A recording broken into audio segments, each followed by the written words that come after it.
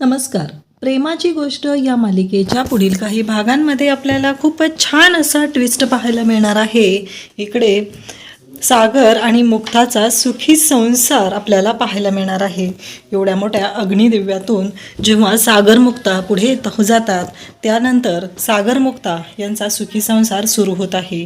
मुक्ताने दिल्लीला जाणंही आता कॅन्सल केलेलं आहे, कारण सागरचं तिच्यावरती असलेलं प्रेम विश्वास तिला जाणवत आहे.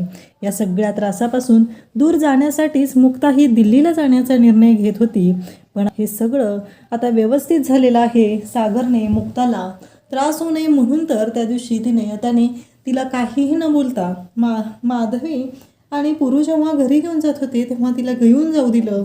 आणि आता सागरने जेव्हा सगळ्यांच्या समोर पुरावे आणून ठेवले आणि मग मुक्ता आणि एवढंही सांगितलं की माझा मुक्तावरती पूर्णपणे विश्वास होता, फक्त मला त्यांना दाखवून द्यायचं होतं, सर्वांच्या समोर निर्दोष सिद्ध करायचं होतं, म्हणून मी त्या दिवशी त्यांची बाजू घेतली नाही. जेव्हा सागर हे सर्व बोलतो तेव्हा मात्र मुक्ताच्या डोळ्यात आनंदाश्रू येतं. तिला वाईट वाटतं की आपण सागरबद्दल चुकीचा विचार का केला, आपण सागरबद्दल असा विचार करायला नको होतं. खरं तर सागर आपला किती विचार करतायत, मग आपण असं का वागलो, असे अनेक प्रश्न तिच्या पुढे उभे असतात.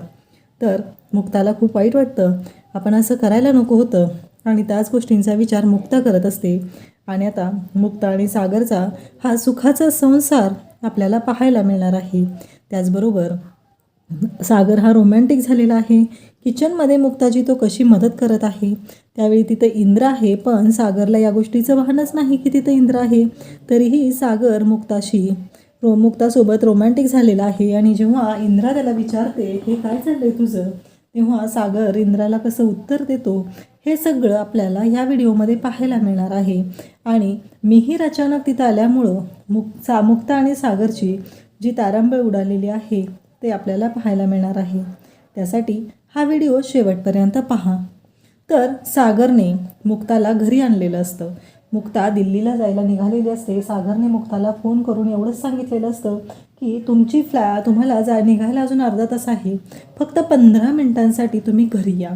मुक्ता विचार करते, आता हे कशाला बोलवत आहेत अजून, आणि कशासाठी 15 मिनटं यायचं आहे, असे अनेक प्रश्न मुक्ताला पडलेले असतात. म्हणून मुक्ता ते सागरला विचारते, पण सागरने मुक्ताला काही सांगितलेलं नसतं, फक्त मुक्ताला घरी यायला सांगितलेलं असतं. मुक्ता घरी आलेली असते तेव्हा सागर तिला म्हणतो की वेलकम होम मुक्ता. असं म्हटल्यानंतर तिथं इंद्रा त्याचबरोबर स्वाती सर्वजण येतात. आणि मुक्ता आलेली आहे, ती सागरबरोबर आली आहे, सागर तिला घेऊन आला आहे. या गोष्टीचा राग मात्र इंद्राला आलेला असतो. अजूनही ही बया इथं का आली आहे, कशासाठी आली आहे, असे अनेक प्रश्न इंद्राच्या डोक्यात असतात. आणि इंद्रा ते प्रश्न आता सागर आणि मुक्ता या दोघांनाही विचारू लागते. तेव्हा मात्र सागर म्हणतो की आई 1 मिनिट थांब. त्याचवेळी बापू त्याचबरोबर लकी सर्वजण तिथं आलेले असतात. आणि मग सागर तिथे समोर टीव्हीवरती म्हणजे डिस्प्लेला स्क्रीनवरती एक व्हिडिओ चालू करतो. आणि तो व्हिडिओ जेव्हा सुरू होतो तेव्हा तिथे असलेल्या कार्तिकच्या पायाखालची जमीन सरकते, कारण तो व्हिडिओ असतो तो म्हणजे आरती आणि कार्तिक यांचा. आरतीला कार्तिक ज्या प्रकारे धमक्या देत आहे, तिला सांगत आहे की तिच्या आईला तो मारून टाकणार आहे, त्या सगळ्या गोष्टी त्या व्हिडिओमध्ये असतात.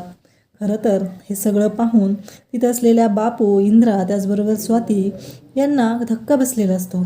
आणि त्याचबरोबर स्वाती मात्र अजूनही विश्वास ठेवायला तयार नसते.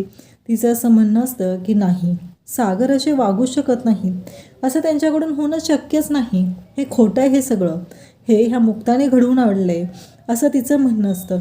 पण सागरने सर्व पुराव्यांनिशी आता मुक्ताला निर्दोष सिद्ध केलेलं असतं. त्यावेळेस मुक्ताला तो हेही बोलून दाखवतो की माझा आधीपासून तुमच्यावरती विश्वास होता, पण मला या सगळ्यांच्या समोर तुम्ही निर्दोष आहात हे सिद्ध करायचं होतं, म्हणून मी त्या दिवशी काही बोललो नाही. आता सागर आणि मुक्ताचं जे नातं आहे ते आता बहरताना आपल्याला पाहायला मिळणार आहे. मुक्ता आणि सागर यांच्या नात्यामध्ये कुठेतरी थोडासा अवघडलेपणा असायचा. प्रत्येक वेळेस आपण सईचे आईबाबा आहोत, सईचे आईबाबा आहोत असं एकमेकांना सांगत राहायचे. आणि होळीच्या वेळेस पण जे घडलेलं असतं त्यामुळं मुक्ता दुखावली गेलेली असते. सागर तिची समजूत घालण्यासाठी प्रयत्न करत असतो. मुक्ता आता म्हणालेली असते की मी फक्त आता सईची आई म्हणून या घरात राहणार आहे, आपल्या दोघांमध्ये कोणतंही नातं नसेल. या सगळ्या गोष्टी मुक्ताने सागरला बोलून दाखवलेल्या असतात. तो गैरसमज दूर करण्यासाठी सागरने खूप प्रयत्न केलेले असतात. पण आता ही घडलेली गोष्ट खरं तर कार्तिकला काही करून सागर आणि मुक्ताला एकमेकांपासून वेगळं ठेवायचं असतं. पण या एका गोष्टीमुळं सागर आणि मुक्ता मात्र एकत्र आलेले असतात. त्यांच्या नात्यातलं जे बंध असतं, त्यांच्या नात्यातली जी वीण आहे ती घट्ट झालेली आहे. ते दोघंही खूप खुश आहेत. आणि आता पहिल्यासारखं सागर मुक्ताचं नातं आपल्याला पाहायला मिळणार आहे. त्यांच्या नात्यामध्ये कुठेही थोडासाही अवघडलेपणा आपल्याला पाहायला मिळणार नाही, तर अगदी सहज प्रमाणाने ते वावरताना आपल्याला पाहायला मिळणार आहेत. मुक्ताचं घरातलं काम करणं, सगळ्यांना समजून घेणं, त्याचबरोबर इंद्रा आणि मुक्ता यांच्यामध्येही आता बॉन्डिंग आता चांगलं झालेलं आपल्याला पाहायला मिळतं. कारण आपली सून किती चांगली आहे हे आता इंद्रालाही कळलेलं असतं. म्हणून इंद्रा ही मुक्तासोबत चांगलं वागत असते. त्याचबरोबर आपल्याला असं पाहायला मिळतं की आता सागर आणि मुक्ता किचनमध्ये असतात. मुक्ता किचनमध्ये काम करत असते, तर सागर मुक्ताला गरम होत आहे, गरमी खूप वाढलेली आहे म्हणून छोटासा पोर्टेबल फॅन घेऊन तिथे तिच्या समोर धरून उभा असतो, तिच्या जवळ जात असतो, तिच्याशी गोड गोड बोलत असतो. त्याचवेळी इंद्रा म्हणते की सागऱ्या काय करतोयस रे तू हे?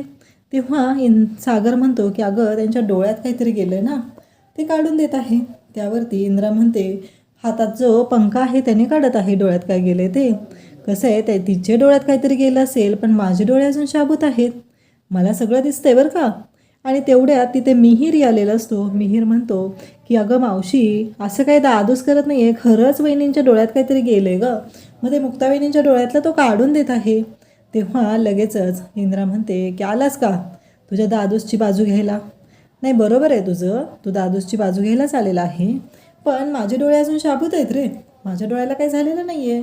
डोळ्यात तर मुक्ताच्या गेले आणि ते फॅननं काढायला लागते तुझ्या दादूसला, लक्षात येते का ते? आणि जेव्हा तिथे मिहीर आलेला असतो तेव्हा मात्र सागर थोडासा अवघडल्यासारखा होतो. त्याला अगदी लाजल्यासारखं वाटत असतं. खरं तर सागरला असं वाटत असतं इंद्रा काम करत बसलेली आहे म्हणून सागर मुक्ताच्या जवळ जात असतो, तिच्याशी जवळीक साधत असतो. आणि खरं म्हणजे हे जेव्हा इंद्रा बोलते तेव्हा इंद्राच्या लक्षात येतं की मुक्ता लाजत आहे, सागरच्या जवळ जात आहे आणि ती लाजत आहे. खूप दिवसानंतर तिला हा शृंगार मुक्ताच्या चेहऱ्यावरती पाहायला मिळालेला असतो. कारण इतके दिवस आपल्या लेकापासून तो आनंद नाही आहे त्याला मिळत, म्हणून इथे इंद्राला काळजी वाटत असते. पण आता मात्र मुक्ता आणि सागर यांचं नातं बहरतंय, त्यांच्या नात्यामध्ये प्रेम निर्माण होतंय, नवरा बायकोसारखे ते राहू लागलेले आहेत. यामुळे इंद्रा मात्र खुश झालेली असते. इंद्राला मात्र खूप आनंद झालेला असतो. आता सागर आणि मुक्ताचा हा जो रोमांस आहे तो इंद्राने मात्र रंगेहात पकडलेला असतो आणि त्याचबरोबर मिहीरही तिथं आलेला असतो. थँक्यू.